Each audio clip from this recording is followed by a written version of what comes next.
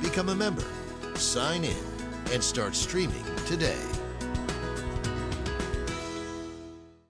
Well, it's time for a very favorite part of the show, Disgrace of the Week. As always, Ms. Calhoun, please start us off. Well, I think I'm returning to a disgrace of 2 weeks ago, which is the treatment of Dominion Voting Services, a Denver-based company used by 62 or 61 of Colorado's counties, used around the country, keeps getting the finger pointed at it by Trump, by you name it, and we have no evidence of widespread voter fraud. We certainly have no evidence that this company has been a tool of some maniacal conspiracy.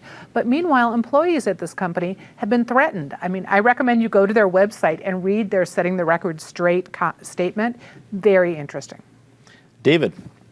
A independent arbitrator decided on the new contract between the city of Denver and the police officers, and came up with something that's very close to what the mayor and the Denver Police Protective Association had negotiated months ago, but got shot down by the far left of the city council. And so the arbitrator's decision, I think, vindicates the reasonableness of the Protective Association and the mayor in the fair deal they made.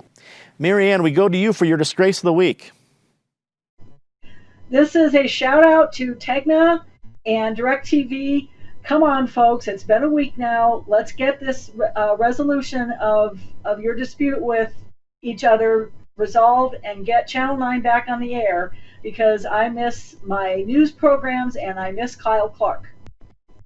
I certainly feel for our commercial brethren out there with just all the different contract issues with satellite companies and the like. It's not fun, and we hope all of the local programming in Colorado, be it commercial or public, be available to everybody soon.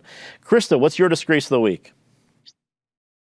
So there was a new poll that showed that only 60% of Coloradans were willing to get the upcoming vaccine for coronavirus. All I want to say is, who are these 40%? Do they understand that vaccine science has been around for a couple hundred years? There's processes in place to ensure the safety of these. They've already had animal testing, human testing. They're considered to be safe. We need to put an end to this virus, and we're not going to do it unless more people get vaccinated. Time to say something nice about somebody. Patty?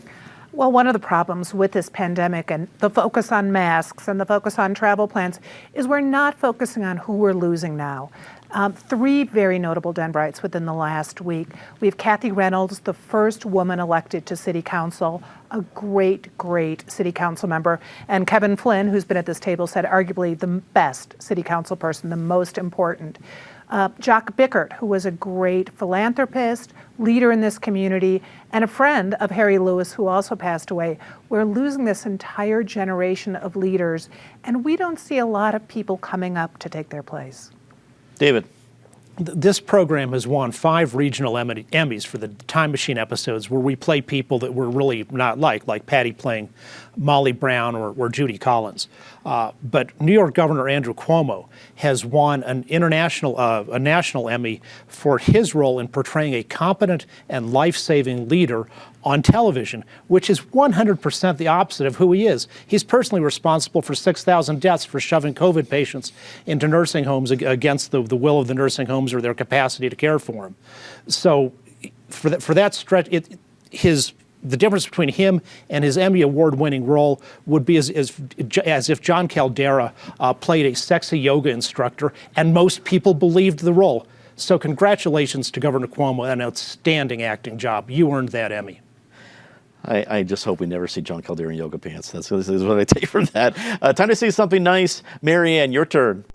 I want to salute people in the healthcare profession who don't always get mentioned.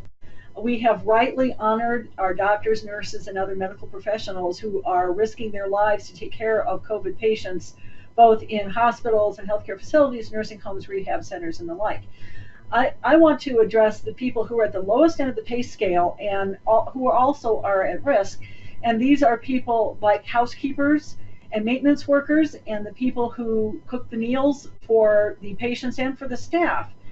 And they're just as much at risk.